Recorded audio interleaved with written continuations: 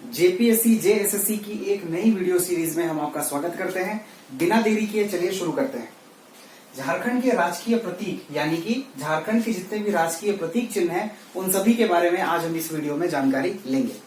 सबसे पहला है राजकीय वृक्ष। राजकीय वृक्ष झारखंड का क्या है? साल। याद रखेंगे आप। झारखंड का राजकीय पुष्प है पलाश, राजकीय पशु है हाथी, राजकीय पक्षी कोयल। अब ये सवाल इसमें से बनाए जा सकते हैं और कई परीक्षाओं में पूछे भी जाते हैं। जैसे फॉर एग्जांपल आपको देता हूं, राजकीय पुष्प के बारे में सवाल पूछा जा चुका है और राजकीय पशु के बारे में झारखंड के विभिन्न परीक्षाओं में सवाल पूछे जा चुके हैं। अभी तक ये जो राजकीय वृक्ष साल है और राजकीय पक्षी कोयल है, इससे सवाल नहीं पूछे गए हैं। मोस्ट इंपोर्टेंट पूछे जा सकते हैं, आप इनको अच्छे से कंप्लीट कर लीजिएगा। इसके अलावा हाल ही में झारखंड ने अपना नया राज्य चिन्ह अपनाया है, जो कि पूर्ववर्ती जो राज्य चिन्ह था उसके बदले में 14 अगस्त 2020 को रांची के आर्यभट्ट सभागार में इसका अनावरण किया गया था। और इसमें एक इम्पोर्टेंट बात है कि 14 अगस्त को अनावरण जरूर किया गया था, लेकिन यह कब से प्रभावी हुआ, यहाँ पर आपको क्वेश्चन थोड़ा कंफ्यूज कर सकता है। तो याद रखेंगे कि 14 अगस्त 2020 को इसका अनावरण हुआ था, लेकिन 15 अगस्त 2020 से ये प्रभावी हुआ था। इसके अलावा देखेंगे तो इसका जो विन्यास है वो किस प्रकार का है? तो ये चक्राकार है। चक्राकार यानी कि गोल आकृति में है। मैं इस वीडियो में आपको ये जो झारखंड का नया राज्य चिन्ह है इसको भी दिखाऊंगा। तो पहले इसको कंप्लीट करें, उसके बाद मैं दिखाऊंगा। तो विन्यास जो है वो चक्राकार है और जो कि प्रगति का द्योतक है, यानी कि प्रगति को दर्शाता है।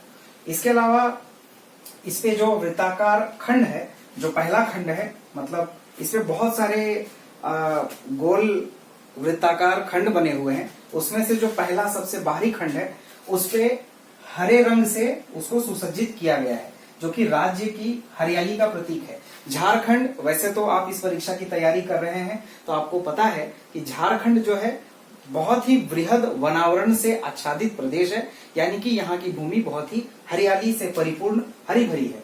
तो इसीलिए यहाँ पर वृत्ताकार खंड में हरे रंग का प्रयोग किया गया है, जो कि राज्य की हरियाली का प्रतीक है। अगला है, इसमें 24 हाथियों को दर्शाया गया है। यहाँ पे प्रश्न बन सकता है कि इसमें कितने हाथियों को दर्शाया गया है? तो याद रखेंगे 24 हाथियों को दर्शाया गया है।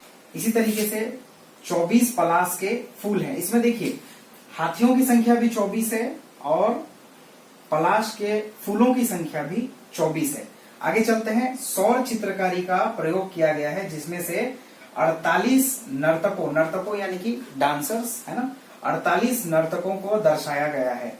अब एक यहाँ पर आपकी जानकारी के लिए बता दूं, सौर चित्रकारी ये सोलर चित्रकारी नहीं है। सौर जो शब्द है इसका वैसे तो मीनिंग सोलर भी होता है ना, सूर्य से संबंधित, बल्कि ये ना होकर के सौर एक जनजाति है।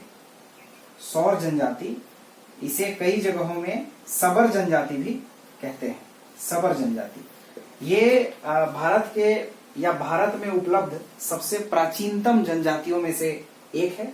तो इसी जनजाति की चित्रकारी होती है जिसे सौर चित्रकारी कहते हैं। तो उसी चित्रकारी के माध्यम से बनाए गए 48 नर्तकों को इसमें दर्शाया गया है। इसके अलावा 60 सफेद वृत्त हैं। इसमें सबसे भीतरी पोर्शन में 60 सफेद वृत्त हैं। सबसे केंद्रीय भाग में अशोक स्तंभ है।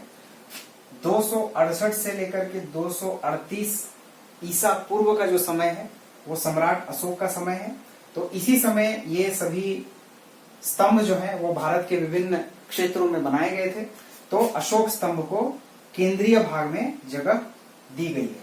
इसके साथ ही ये जो अशोक स्तंभ है यह भारत के सहकारी संघवाद यानी कोऑपरेटिव फेडरलिज्म को दर्शाता है।